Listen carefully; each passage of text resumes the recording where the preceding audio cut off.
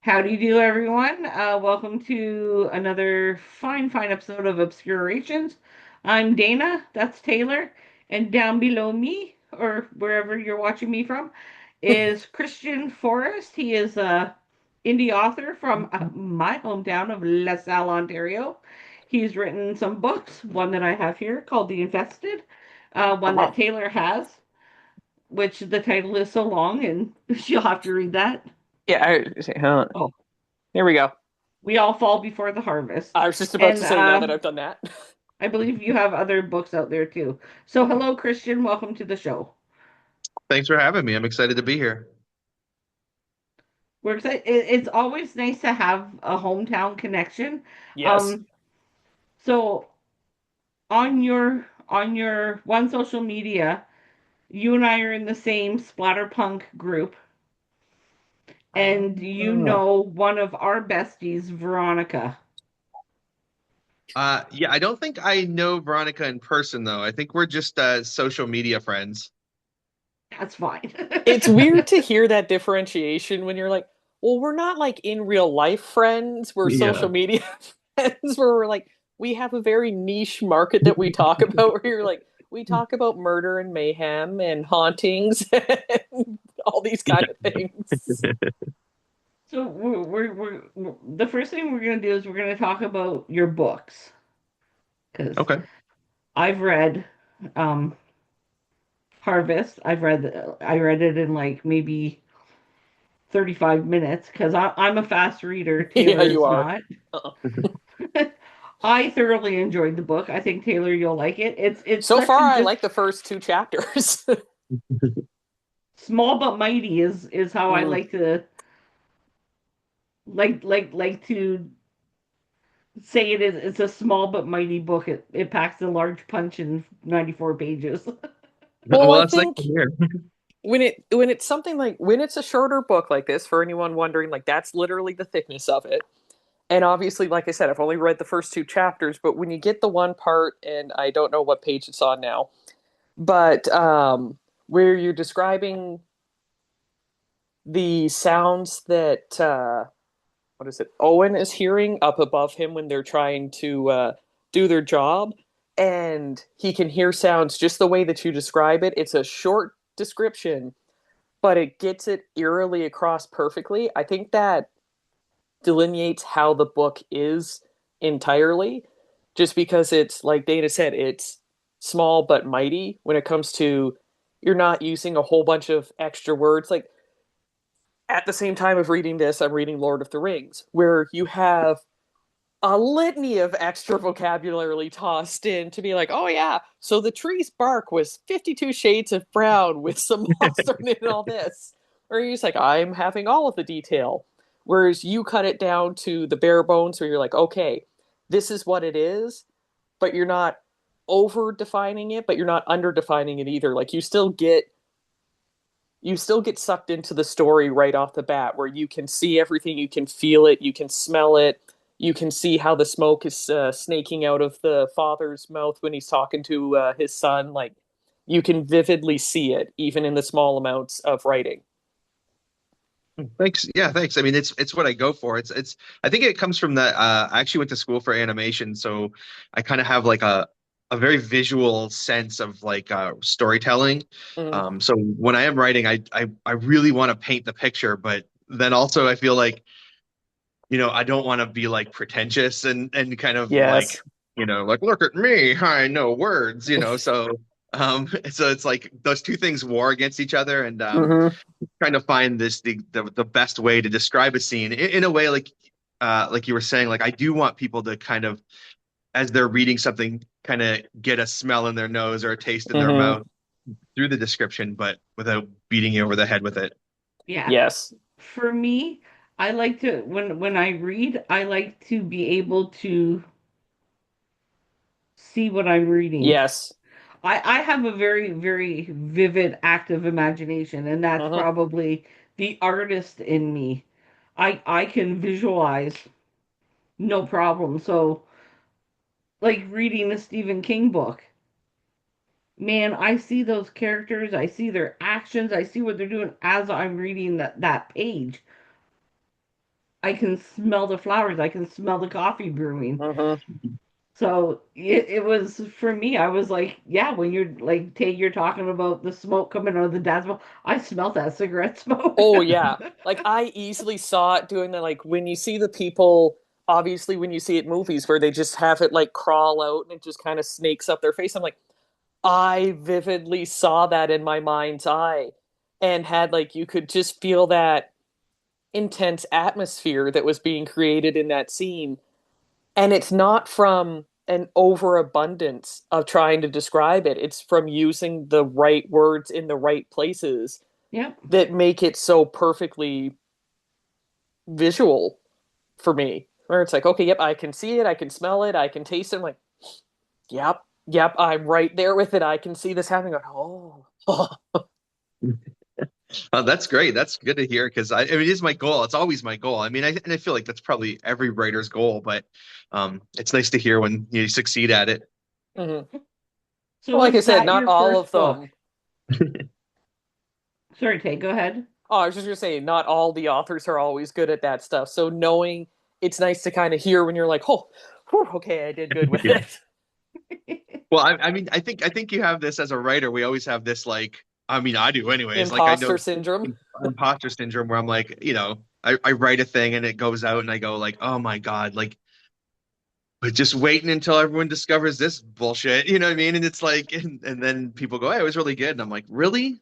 Like, okay, okay, all right. Are you sure? Yeah, Are you sure you're talking about my book? Like, was it yeah, was listen, it you read mine? my stuff? Okay. So I have to ask. I introduced you as an indie author. Is that term detrimental to you? Like, is that a derogatory term to you? No, I mean it's not to me at all, but and I guess I can't see really why it would be to anybody, but it's not to me. I mean, I'm sure some people would be really turn their nose up at Yeah. being an indie I, author, Um, but I'm afraid to yeah. ask this follow-up question to Dana as to what sparked that question. It's gonna go somewhere bad in this society. I just know it. So I do most of the social medias and correspondence. And in our email, we had received a message from an author that I had been talking to, the guy that was like stalking me on Facebook. Oh, yep. And he wanted to be on the podcast. Hey, no problem, man. We can get you on. He canceled like 9 times. Hmm. And then I sent him back an email and I was like, listen, we're really excited about having indie authors on our podcast because we're both big readers. And he came back with, he was like, don't ever refer to me as indie ever again. I am an author. Okay, calm down, Stephen King. Like, whoa. And then he just canceled and I've never heard from him ever again. oh wow. Yeah, So now that's I'm great. like, it flows out of my mouth very easily, indie author. Hmm. And then I'm like, after I said that, I'm sitting there like, oh fuck, man, did I just insult somebody? So I thought I better ask. I would say that like before I was a published writer or writing anything, I didn't really think of a difference between indie author and author. I would have just referred to them all blanketly as an author. But I mean, since becoming, having books out and writing and stuff, and like seeing the like indie author community is Hmm. incredible. It's Hmm. like, it's so much more supportive and Oh my just God, more yeah. inclusive than the larger author community. So I'm like, I feel like if anything, a lot of people should embrace the indie author label. Um, and really, it doesn't mean it doesn't like diminish your success or Hmm. your achievements. I mean, I don't know why some people think it does, but I guess some people do. So Yeah. It's So just how many books weird. have you written total? I mean, I have 3 books out. Um, I've written more than that, but they're not. I wrote one that's not even a horror novel at all. It's just like a literary fiction kind of novel. Hmm. It's sitting collecting digital cobwebs on my computer. And I have a few that are kind of in different states, but yeah, three. The short answer is 3 books have come out and are available and can sit on a shelf. So what's the Nice. third one? Because obviously Dana has these two. Yeah. So this guy's the third one. It's the Roots Run Deep. I think it's backwards on for everybody that's looking at it, but it's a short story collection. So um yeah, when I first was getting on when Infested came out and then We All Fall Before the Harvest, I suddenly was, a little bit more in demand and was getting requests for short stories and things, which was nice. A nice change to, have Hmm. people asking me for short stories instead of me begging them to take them.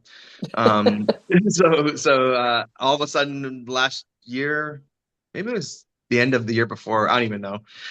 Yeah, it was 2024, like it came out late 2024, but earlier in 2024, I realized that I'd had like 15 or 16 of these stories have been published and I had enough to put together and into a short story collection. So Nice. that is actually the newest book is the Roots Run Deep. So I have to get that one then. Dana's like, okay, it's already added to the list. I'll have to walk over and have you autograph it since the other two are already autographed. That's true. So, yep, I'll sign it for you. I was just say for anyone anyone wondering, yes, he did it for Dana for this one. I still remember when you told us in the group chat that you're like, oh my god, an author just walked over the book My for me. light's so bright there. There's the other one.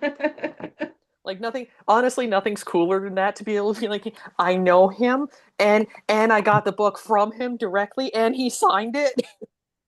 It's funny So, because so many people don't even like I do all these like conventions and things and it's like that is a big sell. Like they don't give a crap about the book, about anything I've written. It's just the fact that you're there signing it. It Mhm. draws people. They want to get it signed. They would nice. never have read it otherwise. But It gives Wow. that like personal touch, I find, for a lot of people because it's the connectivity that I suppose humans kind of thrive for. Where, like, I mean, you look at things like Comic Con and how much money people are yeah, willing to pay to stand in line for like 10 hours to get up and then be like, oh my God, thank you, Pedro Pascal, for signing this one thing. And he's like, oh, you're welcome. What's your name again? Dana, was it?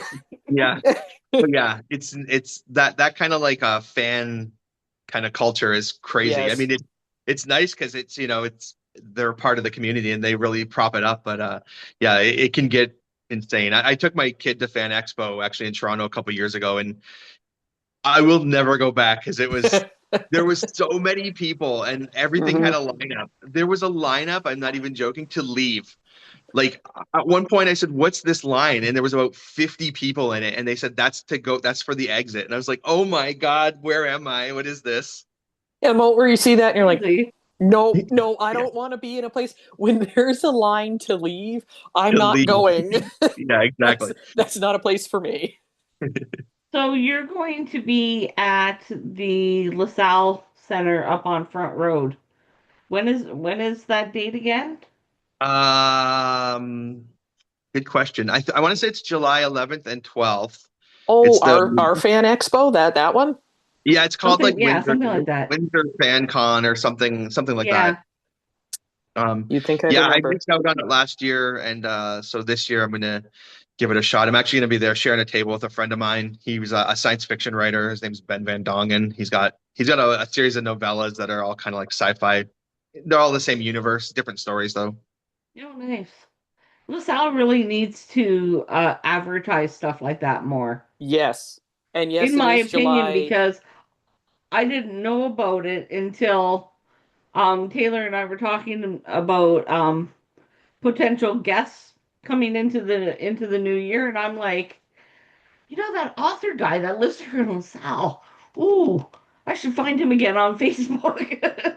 And then I saw on your page and I'm like, well, what the hell is that? How come I don't know about this? So yeah, they really need to advertise more. Yes, they definitely need, and because all the stuff that I keep seeing advertised. So, just for anyone who's also wondering, it is this summer, July 11th and 12th, like you said, and it's 12 p.m. till 8 p.m. Yeah, So, both days. yep, that's what it says. So, I'm assuming that they're not lying. Here's But hoping. it's one of those things that any of the times that I've seen it, it's never been advertising to say, hey, do you want to buy tickets to go? It's been advertising going, hey, do you want to buy a booth? I'm like, no, I want to go. I don't want to Well, work it. I want to be at it. I feel like, yeah, and I know this was last year. I did have some friends that did it last year, and I mean, they had some, some issues with, I guess, the event. I don't really know what their problem was. I do know that the tables were fairly pricey, Ooh. and I think it was to offset the fact that tickets were free. So, Oh, Oh, that makes yeah. sense now. But that's asking a lot too of your vendors to be like, you Yeah, know, you to better cover then the hope a lot cost. of people come because if you're paying a lot to get a table. So that makes sense. yeah, that's something you always have to look for, especially being, like an author, like someone like myself. It's like I want to do all these events, but you really got to look at cost and then what kind of traffic they have, and you're going to as a business, Mm. it's not necessarily totally for me about making money, but I don't want to like lose money either, Yeah, you Yeah. kind of want to be at like a break even point. Right, exactly. If I can go and it doesn't cost me anything at the end of the day because of what Yeah. I've made, I'm You're happy because definitely then I going get to to see meet us people. there. Yeah, We're definitely going. I just sent it to you, Dana, so that way then it was like, okay, I found the event. I'm like, this isn't for the booths. Yeah. So, how do you get your ideas? Like how Ooh. do you All build I'm your ideas for all I'm stories? picturing now is our last guest who said from the tumor. I'm Barry's like, brain tumor. I don't know if anyone can ever top. Wow. That's literally, if you go back and watch that episode, he goes, yeah, it came 100% from the tumor. He's like, I don't know what else to tell you. I'm like, I don't know how you top that after being Yeah, told that a no, brain tumor told you yeah, to. geez. Yeah, that's like what's that movie with John Travolta where he gets a tumor and he becomes like a super genius. Oh, Phenomenon. yes. Phenomenon. Yes. Yeah, yeah, there you go. Good. Yeah. Um, Thinks he I can would say do all that these amazing things as a brain tumor. brain tumor, yeah. Yeah, no, I definitely can't top brain tumor. I would say that for myself, it's just I've always been a very creative person. As a kid, I always liked to draw. I mean, like I said, I went to school for animation. Hmm. I was always big into comics and stuff, but like ideas, I just always have ideas. For me, it's more of an issue of picking an idea because then it takes so long to write the damn book that Mhm. I got to make sure it's the right idea, or else I'll waste a year. So stuff like Infested, for instance, it came to me while I was listening to some music. I was listening to the soundtrack for an album called it's the soundtrack for The Social Network. Oh, The okay. Okay. Right. So the soundtrack is by Trent Reznor and Atticus Ross, and there was like just I used to do that a lot way back before I was finishing stories. I would start a lot of stories and Hmm. I would put on music and I'd let the music kind of, Yes. sway me into a certain feeling or idea. And there's a track on there called Hand Covers Bruise. It might even be like the first track, and it's very like somber and like it's like piano. It's very quiet, and I just pictured this woman standing in her apartment, looking out at like the landscape. And in the original idea, it was snowing. In the book, it's a storm in the summer, but it's snowing, and she's just like looking at her own reflection and then looking out at outside, and then it's very quiet, and then behind her in her apartment building all hell has broken loose, but she's in her apartment and it's still quiet, and she's gonna have to leave and to go into this like maelstrom of terror. And it just came that idea came to me, and I didn't really know what was in the building or anything like that, but I just jotted it down, and in that case that became the book Infested. Um but then in other cases, like We All Fall Before the Harvest, the idea came much more as a full story. It wasn't like Oh. just like a scene. And usually I Hmm. would say most of my ideas come that way, more fully formed. Like it's almost like I picture it as if like it's a movie I've seen Hmm. and like remembering the movie. So it's like I kind of remembering not all the details, but like, how it ended and like how it started and where it went. And they're kind of vague, but it's all kind of there. And then that's kind of how the ideas appear to me, and I write them down, and I have tons and tons of them written down, and I'll never write them ever because I couldn't possibly write them all, which is sad because some of them are really Hmm. good. I'm just like I can't spend a year doing this. Do you ever like look out your outlines and just be like, I think there's a book about with that kind of thing done already, so I'm gonna scrap that. Or Mm. like do you have you ever written something fully and then just scrapped it because you've got that overwhelming sense that somebody's gonna call you out on plagiarism or something stupid like Ooh. that? Um, okay, so yes to the first one, and I'll tell you about it, and then kind of yes to the second one, but not for that reason. So the first one was infested. I had written it and I was shopping it around, and then at the same time, like while I was sending that out to people, the a book called The Troop came out by Nick Cutter. I don't know if you've read The Troop, but it's incredible. But I remember seeing it in the bookstore, and I read the back, and it was about like a parasite, kind of like this parasite that's kind of running through this group of people, and which is not like if you read the book, it's nothing like Infested. But at the time, it was like I had just spent so many years. Infested was the first thing I had Yep. written, and then all of a sudden I see this book everywhere. Everyone's talking about it, and it's about this parasite that lives inside of people. And I was thinking of the my bugs from Infested, and I was so worried because I was like, that was a huge, I don't know, Simon and Schuster book or something. So I was like, oh Yeah. man, no one's gonna want Infested. It's You have this incredible book. So I was very worried about that. And then that ended up being unfounded because it's not even close. But there was another book. I did send Infested out, and a publisher turned it down, and they said they felt it was too much like an old Jack Ketchum book, which I'd never even heard of this Jack Ketchum book. And from people I know who have read it, they said it's not really, but I guess Mm. on the surface it sort of is. Um, Uh, so there was that. And then the second thing of writing a book and then stop like scrapping it was the book I was writing after Infested. It was set in, and I might come back to it one day because now there's been some time, but like as I was writing it, it's set in Alberta, and it's the kind of the catalyst for the story is a big wildfire. Well, like right in the middle of while I was writing it, there was terrible wildfires going ooh, through Alberta. yep. And I just was hit with such a like a sense of like this felt so exploitative to me, and it wasn't Yeah. intended to. It suddenly felt like it was, and so I just kind of shelved it and put it aside. And in the years since, I mean, I have lots of friends now from Alberta, like writer friends and things, and they're all like, "Yeah, dude, it's fine." And I'm like, "Okay, maybe I'll come back to it because it was a great idea." And Hmm. it's like the fire as a backdrop, but at the time, it was enough. I completely shelved it, and it was really Yeah. far along. So I have two questions.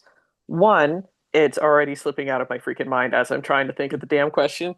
Bullshit. It left. But the second question, I'll figure out the other one in a minute. But the second question was going to be because obviously I'm only two chapters in. So on the back cover, it says "In the guts of a nameless city." Now, do you take any inspiration for your backdrops from being in LaSalle or Windsor, Greater Essex County? Like, is any of it based on any of the local locales? So in my two like in Harvest and in Infested, no, nothing's local. I mean, they're not even neither place the location is named. Mm, Infested is though in my head is set off the 401 somewhere of maybe an hour or two outside of Toronto. Um, mm, but I'd never pick a spot. In fact, other than that, one of the characters has a University of Toronto shirt or something. It's like you wouldn't have. I don't really like placing it if there's no reason for it to be in a place.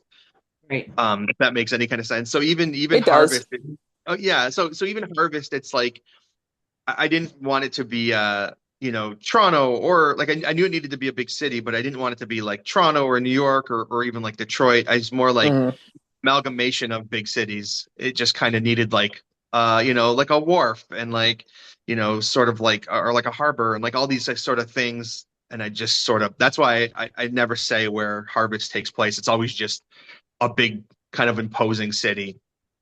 And okay. I So, kind of like that. And I do have that book I told you, the literary fiction book. That mm. actually is set in Windsor in the 1990s. But again, who knows if that'll ever see the light of day. We're just like Windsor. Yeah. So the second question was, is there any books, like no matter what the genre is, any that you want to actually create, like you have ideas for, but you're kind of worried about writing it, whether it be you don't think it'd be good enough, you're worried about the fandom not accepting it, you don't know if you'd actually be able to put together the full story, or if something else is holding you back? Like, is there a dream one that you're like, okay, all my ducks are in a row. This is the ideal. This is what I'd love to have. I have a rough idea, but you just haven't gone for it for some reason. Yeah, so there's I had one of those for years, and it was actually a short story, and it was I had written it with I had a collection before these books came out. I did have some books I was under my own name that were came out. The one was a short story collection. Actually, two of them were short story collections, but one of them was with a friend. He wrote half of the short stories. Not Okay. like we wrote them together. Half of the stories in the collection were his, and half were mine. And I had this idea for one, and the I wanted to write it so bad, but so much of the story was just two people talking, and I knew I couldn't do it. This was like 10 years ago. I knew I could not do it. I was like, I can't make this interesting. There's no way anybody will want to read this. Like, I'm just not good enough at writing to like have two people sitting and having a conversation and make it scary. So it sat for years, and then last year I was invited to a collection, a big collection. It's called The Earth Bleeds at Night, and it had like Philip Fracassi, and it had a bunch of name authors in it. And that's the first time I'd ever been invited to one of that size. So I was like, I got to bring my A game. So I pulled that story out, and my story is called "It Is the Night," and I ended up writing it, and I was so happy with it. But it is truly a story that I could not have written for years and years. Um, so that was one that I did get off my plate. But a big one I have, I would love to write one day. It's a like a sci-fi horror, and it would be a big chunky book. But until I'm more established or have more Hmm. assurances that something like that would find a home, I couldn't spend the time writing it. Yeah. And I got to stay more focused on what I think is going to help my career at the moment than just like a a passion project, I guess. One day I will write it. One day it's something that's been in my head for years, so I got to get it out. But Yes. it's not right now. So, would you ever consider writing or even collabing on a book of like haunted Essex? Ooh. Oh yeah, for sure. I mean, I'm open to working with people. It's kind of weird because it's like writing is for me coming into it. Like I have friends and they went to, they have English degrees, and they always knew they wanted to be writers or work in writing in some capacity. Whereas like for me, it's like, again, I didn't start writing until I was already like out of school, out of everything. I was done animation, and that's when I started writing. So I kind of came in feeling like I didn't really know like the ropes or how to do anything. So I always wanted to be like not necessarily even write books with people, but not doing it so um like you don't have to be so lonely writing. Like I always want to write with Yes. friends. I always want to collaborate on anything, even if it's just kicking around ideas, and even if we don't write it together, I still like enjoy that aspect of it. And I was Right. surprised at how many people don't. They just, they don't want to work with anybody, not because it's like they're snooty or stuck up or Mm. whatever. They feel like it's such a solitary thing to do, writing. And I mean, and ultimately, yeah, at the end of the day, it's like you are creating the story. But yeah, I would love to work with people. I always tell people I would work with. I'm always open to anything, and doing something like that would be a lot of fun. Well, Yeah, it's like funny we because we we it's we've got such great history in Essex yes. County. I would personally, I would love to see a book that takes Mackenzie Hall, the Bobby Ooh. House, Yeah. Fort Malden, but not necessarily the actual haunted history, but like a short story that took place in that Use area. like So aspects of it. like give me a murder that happened at Mackenzie Hall. Give me a haunting at the Bobby House. Like just take what we already have and make it spookier. That's the I Amplify it. would I can't rate like a sentence coherently. So it's never gonna get written As by me. So as a I person need who someone texts else with to her, I do can it so I can attest. read it. The editing process that would have to be go through, be sitting next to her going, "What were you trying to type with these words that are gibberish?" This Taylor sentence, gets my Taylor gets my text messages, and sometimes she's like, "What's that once in a word?" while, they are so out there that it takes, I can tell when you have to think about it where you're doing that. Like, I have it happen sometimes too, where I'm rereading my own sentence. I'm like, what was I going for in that sentence? What the What hell was was I the trying to word that was say? supposed to be there? Because it's not anywhere close to the one that I sent. What would make sense in that sentence? I can't think of it. Like But even like Texas Side Road.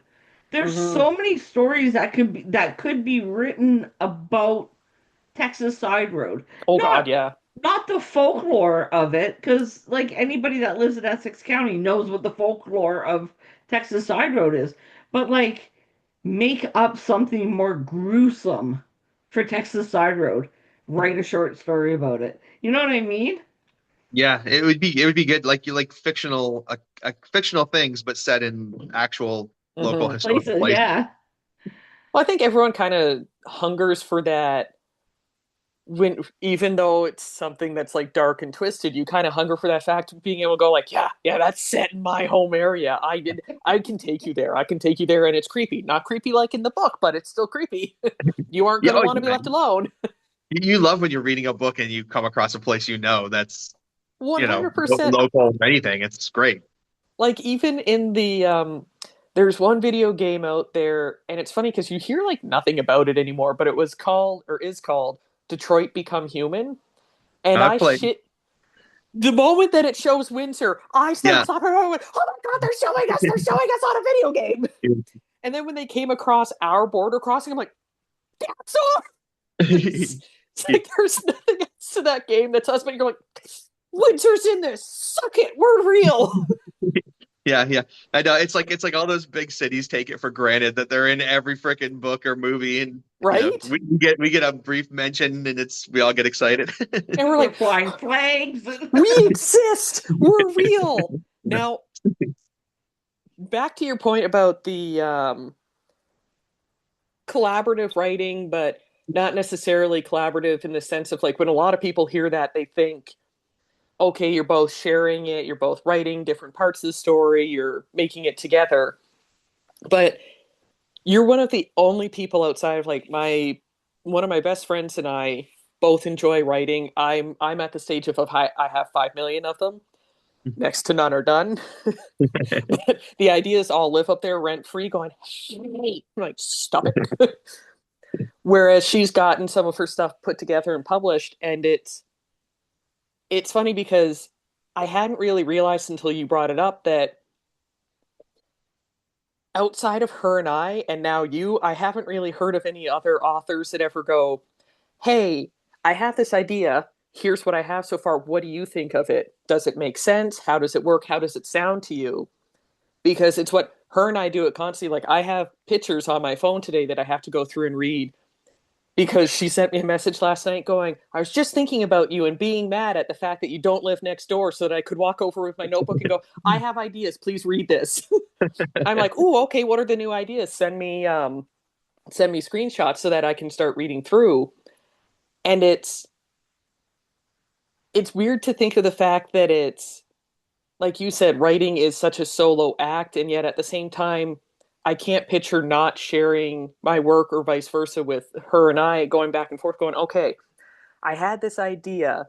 This is what I've written. How does it sound to you? Does it make sense? Like in my head, it does.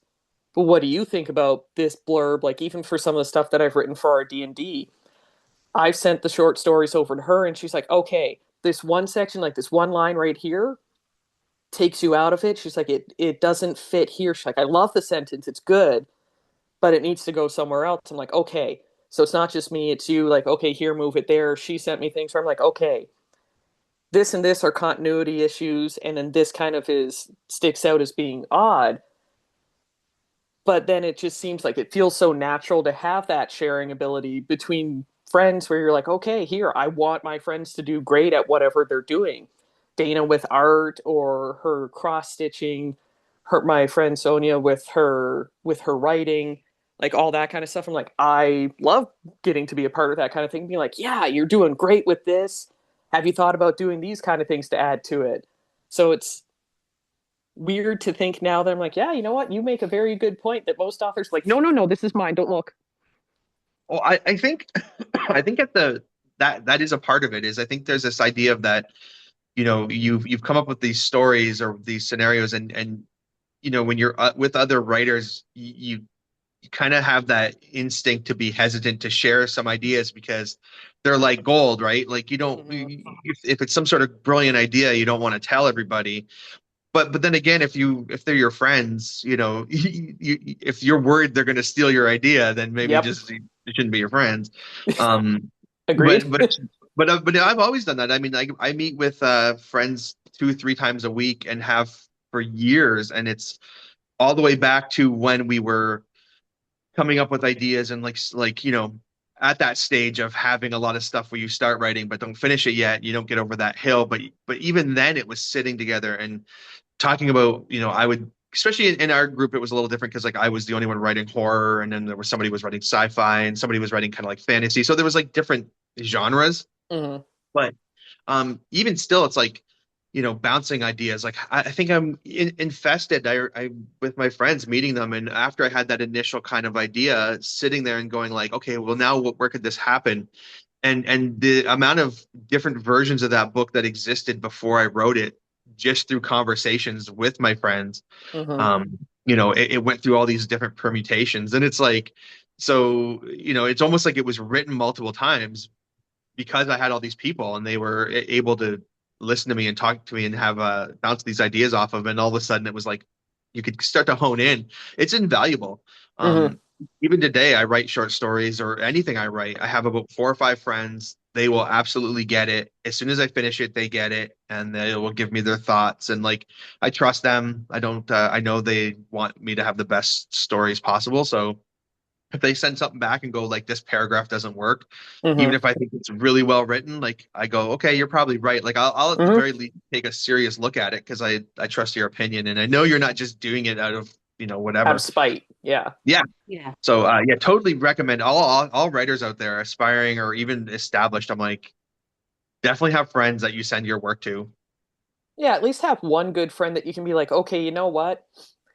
Like I said, for her and me, it's a shooting things off before. Like I've read most of her work before it's been published, where she's like, okay, here, what do you think of these kind of things going on with it? Or I'm like, oh yeah, like even a couple of times having that when you're unsure about whether something's a decent idea to write about, when you're kind of like, okay, I have doubts. Could you please read this and tell me if there's anything to it or if I'm just like wasting my time?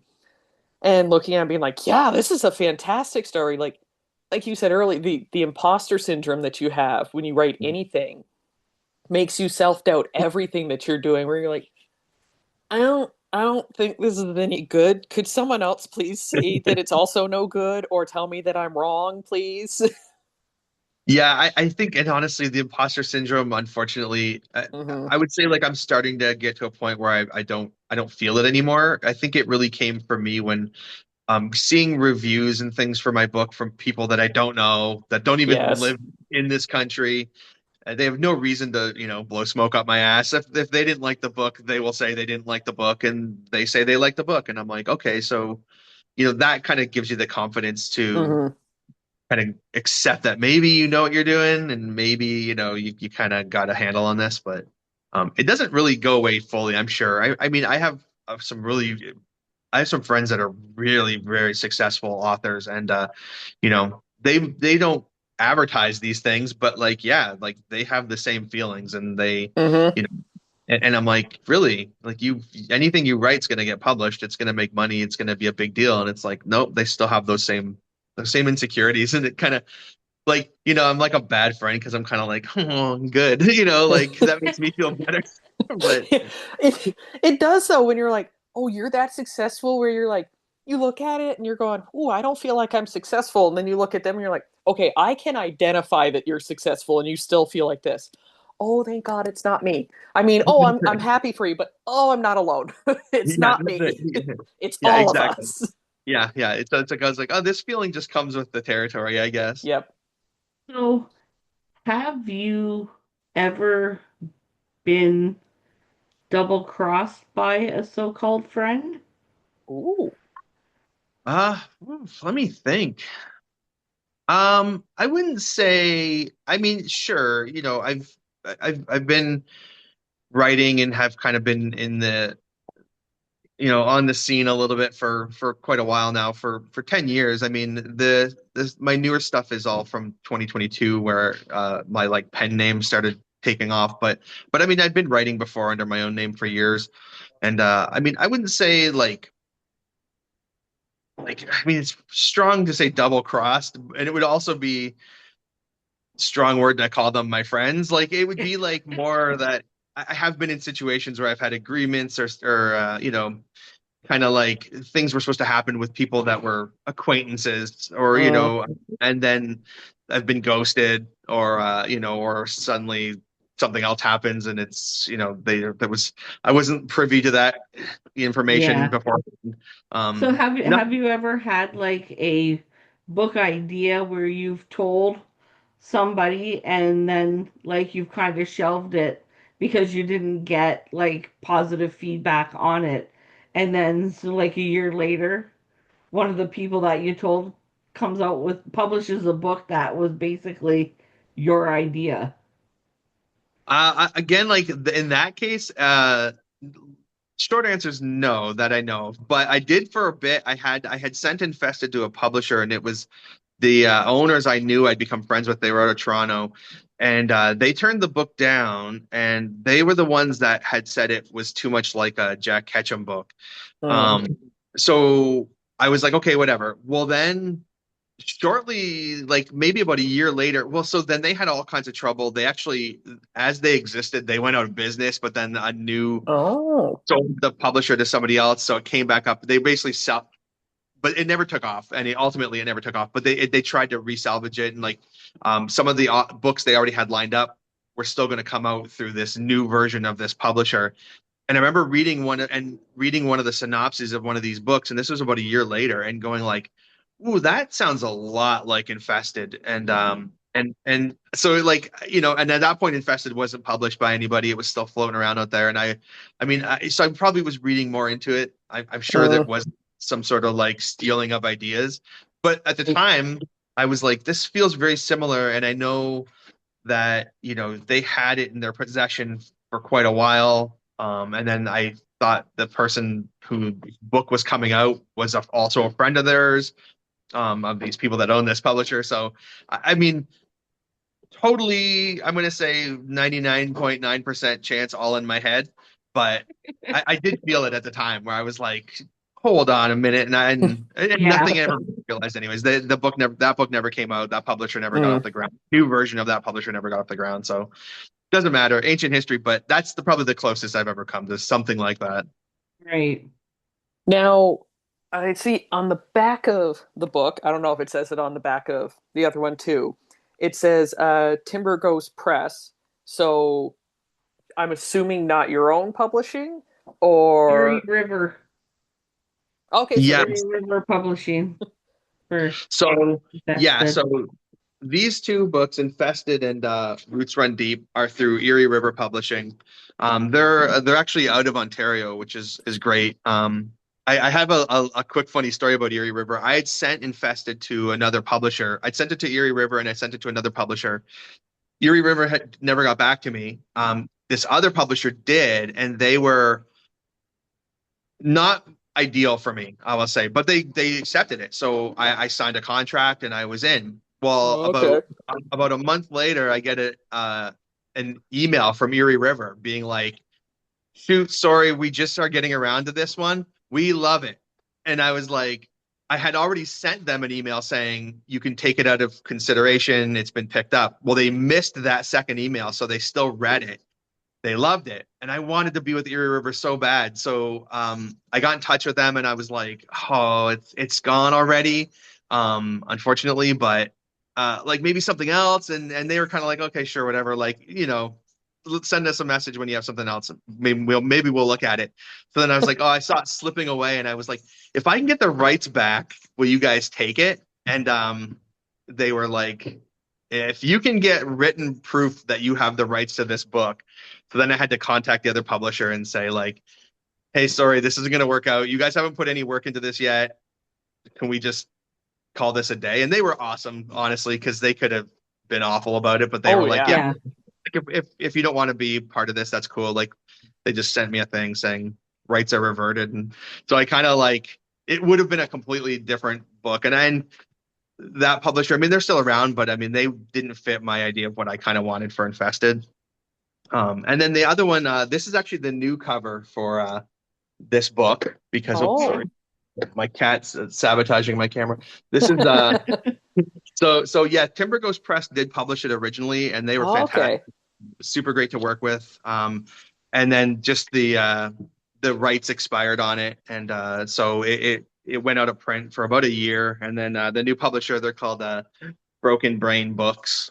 Oh. They I wasn't sure what I was going to do with it. I was thinking originally of leaving it out of print for a little bit, but then I ended up talking to them, and they were eager to put it back into print. So I was like, okay, sure. Like I'm not going to fight you on it, if you You know, want like, to. if you want to put it into print, Yeah, okay. and again, and they're fantastic. They've been awesome to work with, and so I've been blessed, to be totally honest with you, with the three publishers I've worked with so far for my books have all been so great to work with, and their books are incredible. I highly recommend Erie River Books, Timber Ghost Press Books, and Broken Brain Books. They're really good stuff, and a little different than what you might find just on the bookshelf at the bookstore. You know, you kind of get a nice taste of like Erie does a lot of dark fantasy and stuff. Timber Ghost does just a lot of cosmic horror. It's just they're all really fantastic. Mm. Oh boy. So what do you have like do you have In the anything coming pipeline. in the near future? Yeah, so I mean, I have some short stories that'll be coming out. I always have short stories coming out. I typically write. I write probably three or four a year that end up getting released. Um, as through different anthologies and different publishers and Okay. stuff. So I have a few that will be coming out this year. I don't have any release dates or even any concrete information on those yet, but I am working on a project for Erie River at the moment, kind of like little bit of a side project, but a lot of fun. Should be announced soon. Should be released this year, but Oh. as of now, no. It's kind of a secret No project. So solid dates. until some things are finalized, it's all behind the scenes. It is all finalized, but nothing publicly has been announced for it. So, Right. but that'll be coming out this year, late at the end of this year, probably like October, I'm guessing. Okay. And then I do have another novel, which would finally be my second horror novel after Infested, and that I'm working on. I'll probably be done by summer. That's a book I'll be shopping around, so I have no idea when that'll come out. Okay. So for any of our listeners out there, if they go to FanCon, will you have all your books ready for Oh. purchase? Yeah, absolutely. I'll have all three books. I might even have a few of some of the anthologies I'm in. I might have a few Okay. of them. That one I was talking about, the one with that story that was sitting with me forever, that might be um I might have some of those as well. Plus, there's another thing I just want to mention real quick. It's going to be backwards probably, but there's a thing called DreadCon. It's in Burlington, and it's like a horror Oh. author convention. Yeah, so it's October 17th this year. This is the third year. So in the past, they've had I'm Nick so Cutter, excited. yeah, Nick Cutter, Kelly Armstrong, Andrew Oh. Piper. Yeah, they get big names. I know there's a really big name. It hasn't been announced yet, but I know there's a big name this year that's going to be in attendance. I'm always there. Erie River is always there. I'm usually crashing their table, so it's a good show. Definitely keep an eye on DreadCon because it's kind of the biggest horror author convention in Ontario that you're going to find. Oh, sweet on there. And just so anyone who heard it, it was horror author, not horror author. Just to be clear, because I mean, you know Lord what? knows. Hey, We are we'll not take them all. It's fine. soliciting anybody, I Yeah, swear. that Yeah, moment yeah, where we're like, well, to buy it, buy it. You know, you want to buy it. yeah, yeah, yeah, Eyebrows, yeah. eyebrows. Meet you in the back alleyway. Yeah. I stand in a nice window with red lights. You want my books? You know, you Yeah, want my books. yeah. my, my Freddy Krueger shirt on. Well, it has been an absolute pleasure talking to you, Kristen. Yes, it Well, has. We thanks for having we me. This was a hope lot of fun. we hope that we could have you on again for sure. Hmm. Um, maybe when FanCon comes around, if we can steal you for like 3 or 4 minutes, we could do a quick TikTok live with you Oh from yeah, live from FanCon. yeah, That would be absolutely. awesome. But yeah, we look forward to keeping in touch and talking Hmm. with you more and uh getting those books out so we can get them read. Yes. Yeah, for sure, absolutely. I look forward to No seeing you guys pressure, again. you know. Come Yeah, No on. pressure. oh boy, if I just need to get these things out there, that's what I need to get them off my computer. We'll help. Everyone buy the books. Excellent. Well, again, thank you for coming on and we support local and thank you for supporting Yes. local. Yes. Double local. Yeah, for sure. Like I said, thanks for having me. This was a blast. All right, we will see you again for sure. I guess. Have a good one, everyone.